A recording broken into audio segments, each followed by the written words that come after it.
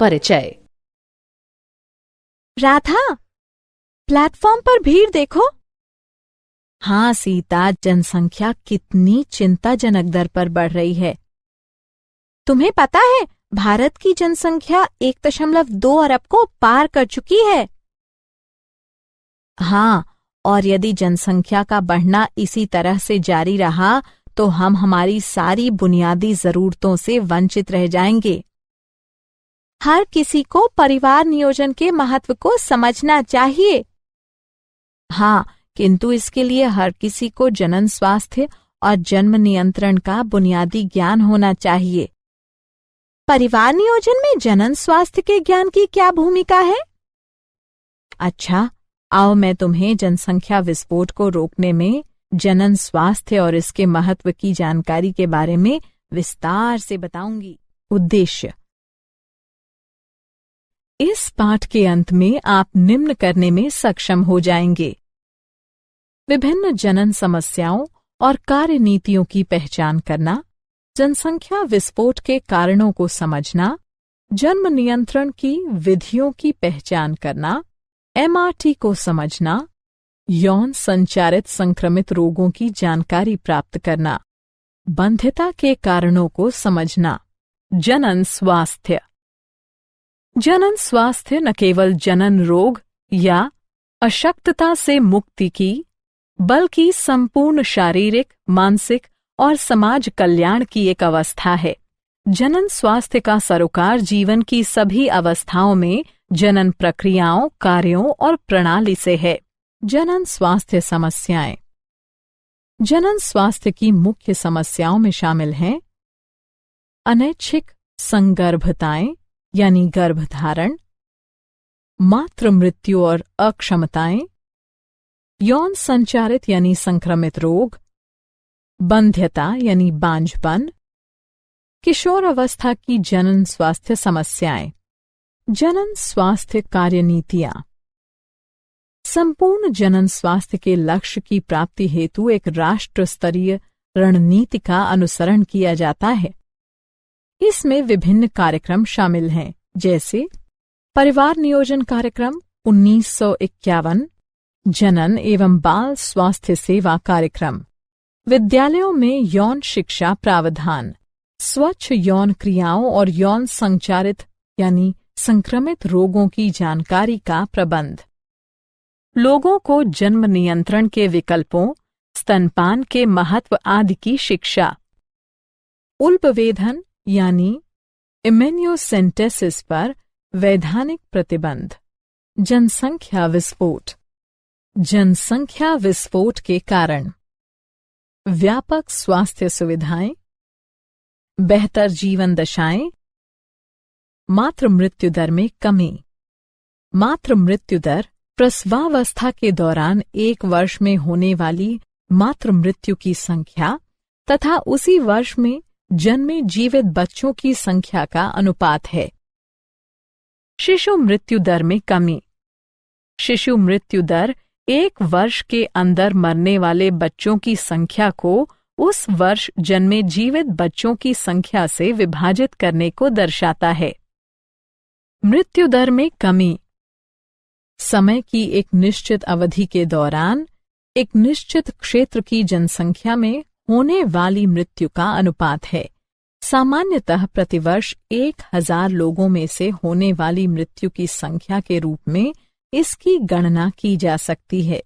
जन्म नियंत्रण। जन्म नियंत्रण के उपाय 2 प्रकार के हो सकते हैं: प्राकृतिक विधियां, कृत्रिम विधियां।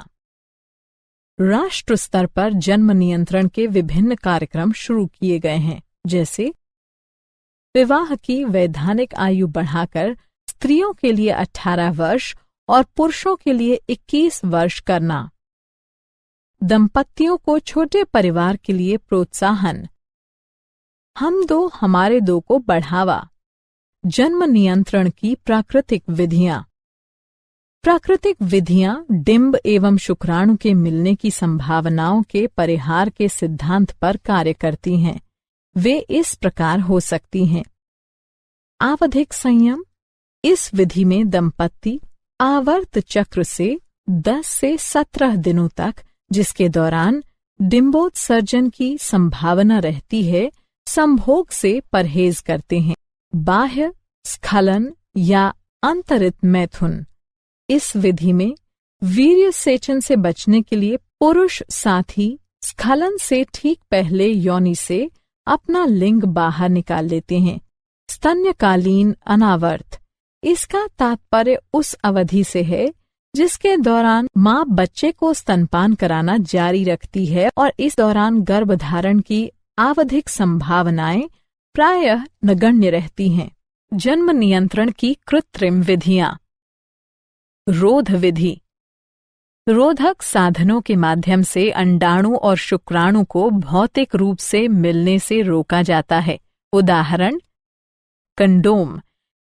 ये रबर या लेटेक्स के बने होते हैं जिनसे पुरुषों के लिंग या स्त्रियों की योनि या गर्भाशय ग्रीवा को मैथुन से ठीक पहले ढका जाता है।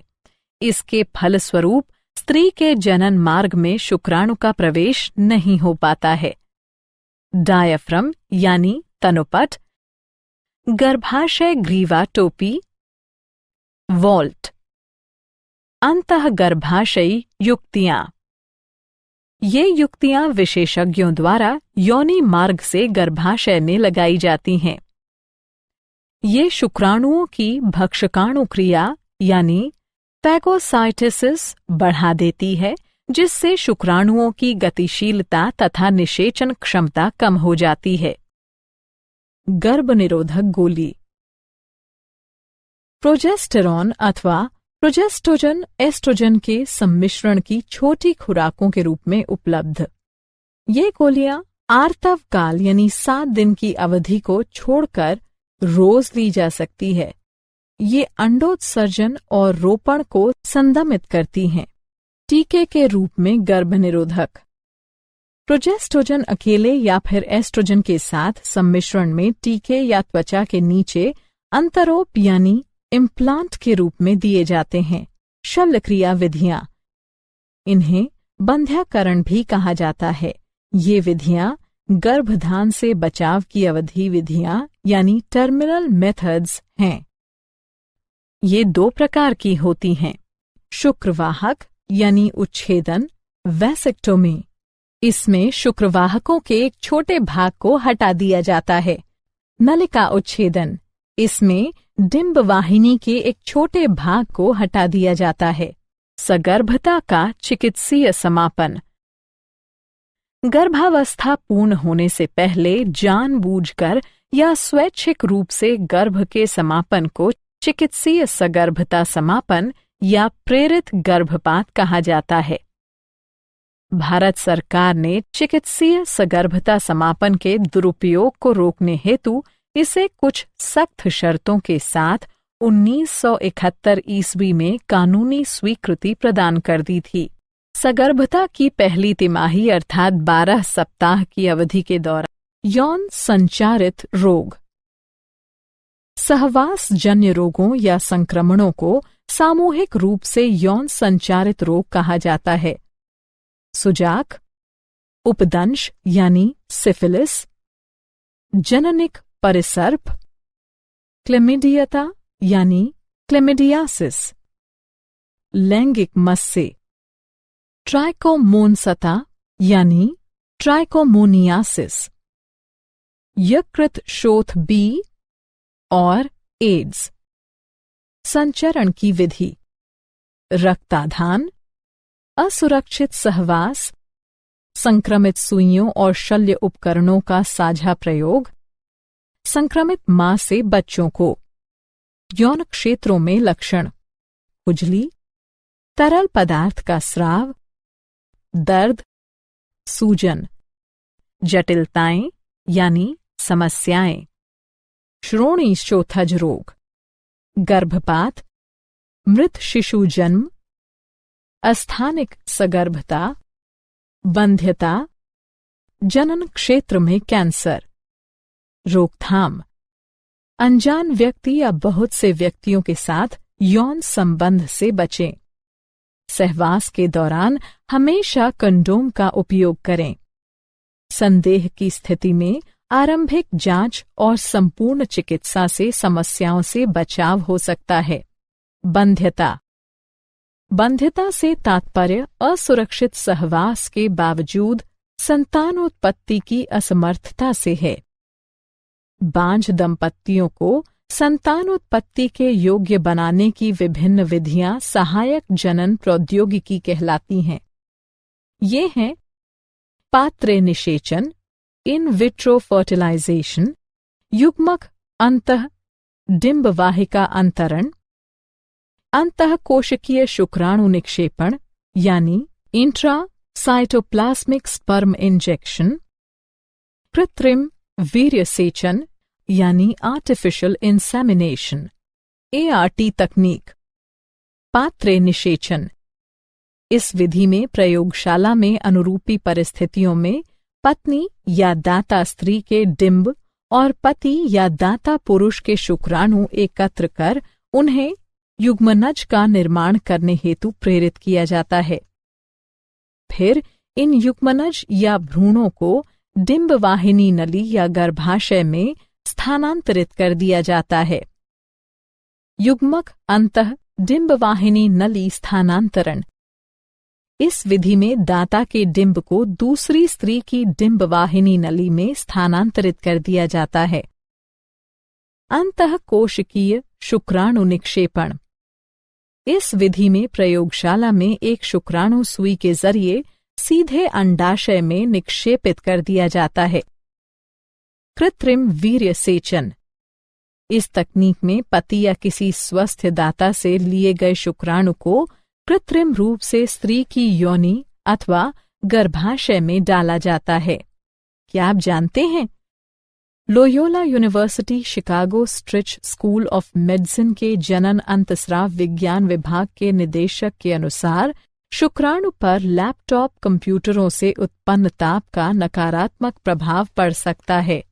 अंडकोश के निकट ताप शुक्राणु को क्षति पहुंचा या मार सकता है, जिसके फलस्वरूप शुक्राणु की संख्या या गतिशीलता में कमी या फिर पूर्ण बंध्यता भी आ सकती है।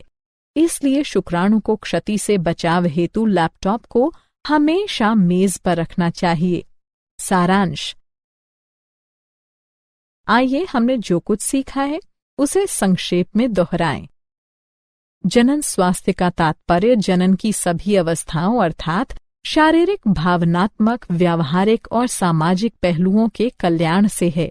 स्वास्थ्य की बेहतर सुविधाओं तथा जीवन के रहन सहन की बेहतर परिस्थितियों के कारण जनसंख्या में विस्फोटक वृद्धि को बढ़ावा मिला। जन्म नियंत्रण के लिए विभिन्न गर्भनिरोधक उपाय अपनाए जा सकते हैं।